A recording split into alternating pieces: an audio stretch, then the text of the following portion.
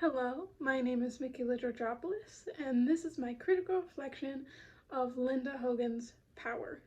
I'm actually familiar with Linda Hogan, as I have read her poetry before, specifically Tear from her Book of Medicines. This poem discusses the struggles of her indigenous ancestors, especially women, and that's kind of what the book is also about.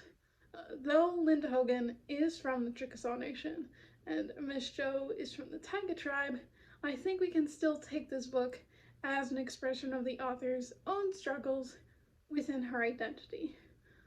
I think that this dichotomy is something that plays a very prevalent role in the book, the struggle between indigenous tradition and white modernity.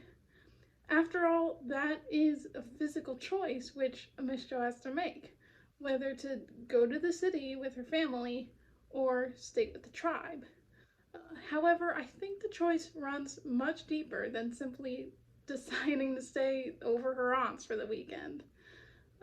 First of all, even though these are two separate forces, they still have heavy intermingling between them, the colonizer and the colonized.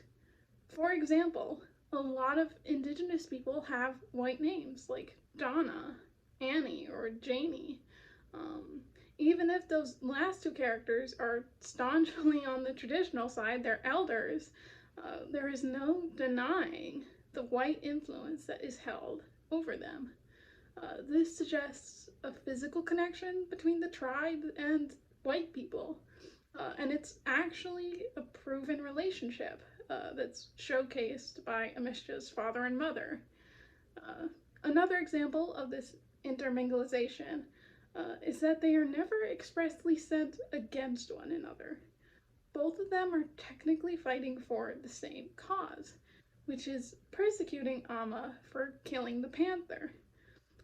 I also think that there's an issue of patriarchy hanging over all of this. I think that all of the important white people in this book are men, and all the important indigenous people are women. This not only introduces the idea of male domination, but perhaps also the sexualization of indigenous women.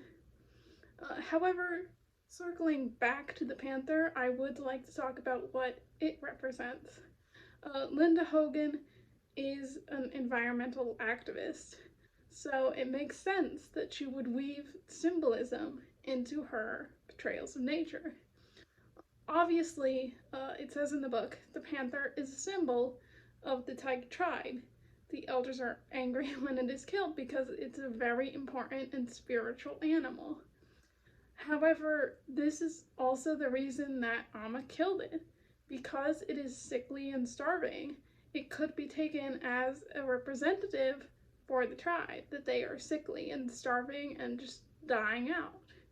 Uh, However, this also means that Amma wasn't the one who technically killed the panther. When I first read the book, I took it as a result of the hurricane, like the deer with the broken leg. This was simply just aftermath. But the panther was already dying before the hurricane.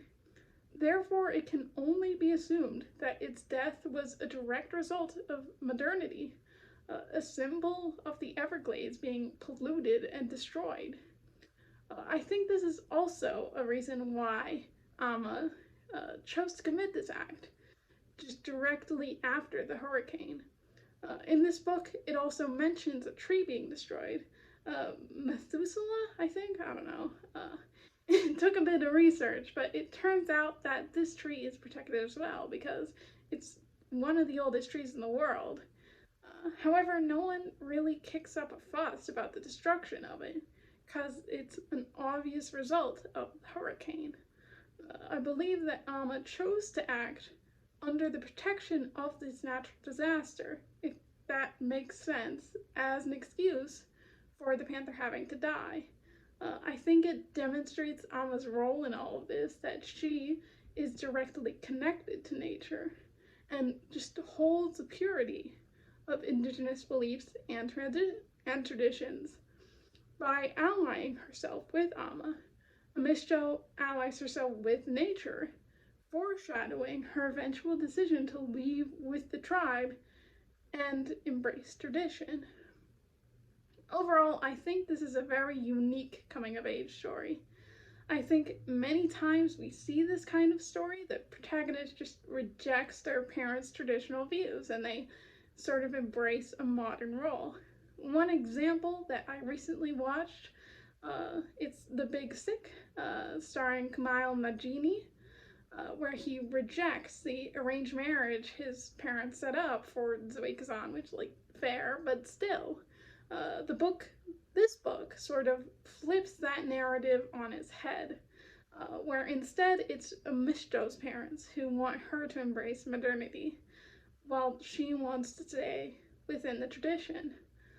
I think that this shows a very valuable perspective for many bicultural people and their experiences. Linda Hogan shows that this choice will never be easy, and whatever choice you do make, people will still be on the opposite side of it.